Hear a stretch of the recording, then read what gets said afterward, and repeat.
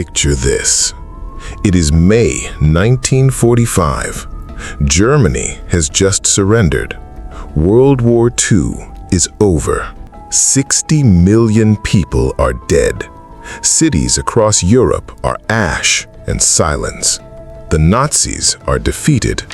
Their leaders are dead or in chains. Justice is coming, or so the world believed, because behind closed doors, a different deal was being made. The United States government was secretly recruiting the very scientists who had built Hitler's war machine. Men who had used slave labor. Men who had worked prisoners to death. Men with Nazi party cards in their pockets. America didn't put them on trial. America gave them jobs, houses, and new identities. This is Operation Paperclip, the secret program that changed the Cold War, the space race, and America forever. Why did they do it? And what did it cost? To understand Operation Paperclip, you first need to understand who these scientists were. Not ordinary researchers, the absolute elite of Nazi Germany's war technology. Chief among them, Wernher von Braun, the architect of the V-2 rocket, the world's first ballistic missile. The V-2 was a miracle of engineering. It flew at 3,500 miles per hour. It hit London before anyone heard it coming. And it was built on mass murder. The underground factory at Mittelbad Dora used 60,000 concentration camp prisoners. More than 20,000 of them died. Not from bombs, from starvation, exhaustion, and execution. Inside the very tunnels that built the rockets. Von Braun knew. He visited the factory.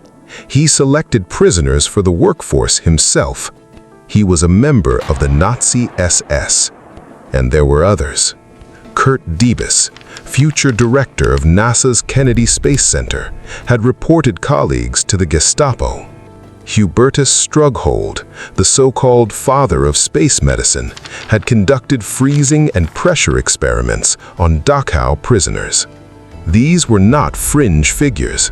They were the architects of Nazi science, and America wanted every single one of them. The year is 1945.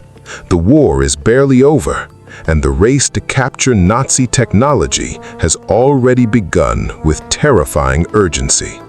American intelligence units, called T-forces, were racing across Germany, not to arrest the scientists, to find them before the Soviets did. They found von Braun hiding in the Bavarian Alps. He had surrendered himself deliberately to American forces.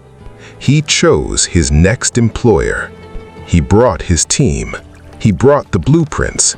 He even brought 14 tons of secret rocket documents buried in an abandoned mine. Back in Washington, the Joint Chiefs of Staff were weighing a massive moral problem. These men were war criminals by any reasonable definition. President Truman initially banned hiring anyone with a Nazi party membership or record of militarism. The order was clear. So military intelligence simply falsified the scientists' records.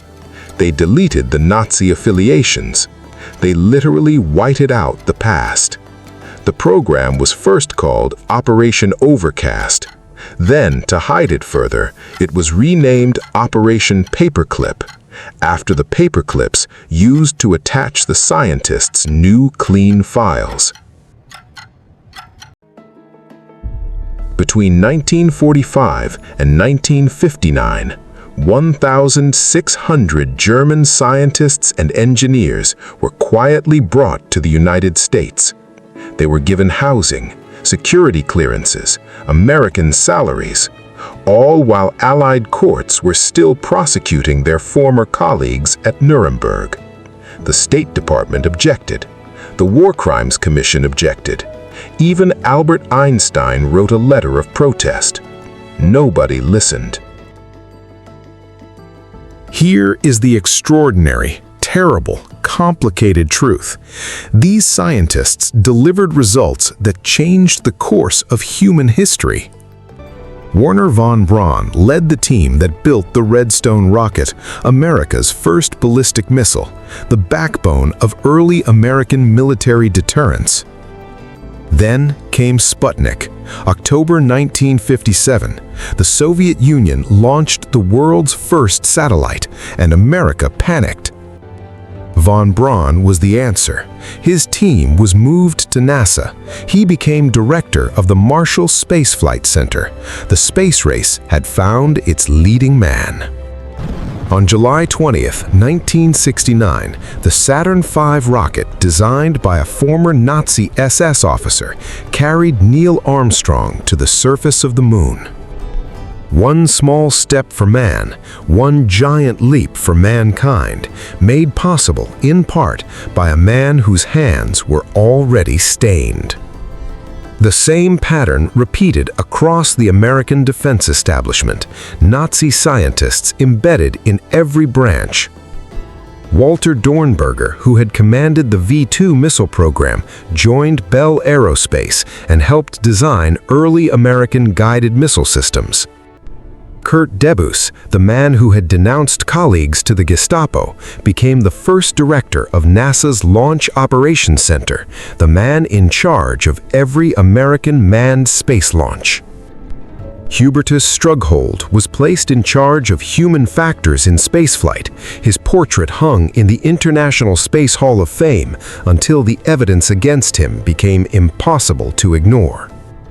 The Soviets were running their own identical program, Operation Osoviakhim. They took 7,000 German scientists eastward by force. Both superpowers looked at the same roster of war criminals and made the same calculation. Their knowledge is too valuable to waste on justice. For decades, Operation Paperclip was classified. The American public knew nothing. The scientists lived freely, celebrated even. Von Braun became a celebrity. He appeared on Disney TV programs teaching American children about space exploration. He was a hero. But survivors never forgot. Holocaust survivors who had worked in the tunnels of Mittelbau Dora demanded accountability for decades. They were largely ignored. In 1984, journalist Linda Hunt published the first full investigation. She had obtained the classified files under the Freedom of Information Act. What she found was staggering. At least 16 of the scientists brought in under Paperclip had been formally identified as war criminals. The U.S. Army knew. The State Department knew. The President had been briefed. The cover-up was institutional, deliberate, and complete. Von Braun died in 1977. He never faced trial. He never offered a public reckoning for Mittelbau Dora. He died a celebrated American hero. The question that remains, and still has no clean answer, is this: was it worth it? Without Paperclip scientists, the American space program would have been years, possibly a decade, behind where it was. The Soviet Union might have won the space race. They might have placed the first man on the moon. The Cold War might have ended differently.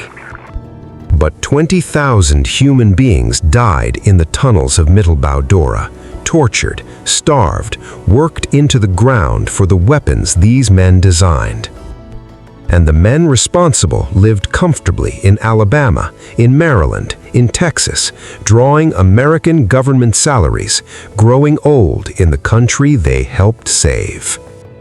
Operation Paperclip forces us to confront an uncomfortable truth about how history actually works, not in clean chapters of good and evil, but in compromises, in calculated betrayals of principle, in deciding that winning matters more than how you win.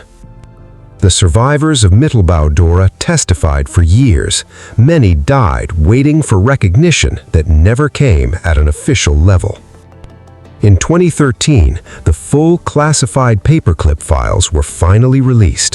130,000 pages, the archive of a deal the world was never meant to know about. What they revealed confirmed what survivors had always known. The deal was real, the cover-up was real, the cost was real. We went to the moon on a rocket built by a man who should, by any measure of justice, have stood trial for war crimes. And the question of whether that trade-off was worth it, whether knowledge and power can ever justify complicity in atrocity, that question has never been settled. Because the scientists of Operation Paperclip didn't just build rockets, they built the architecture of American power for a generation. If you believe history's most important stories are the ones they didn't teach you in school, subscribe, because we are just getting started.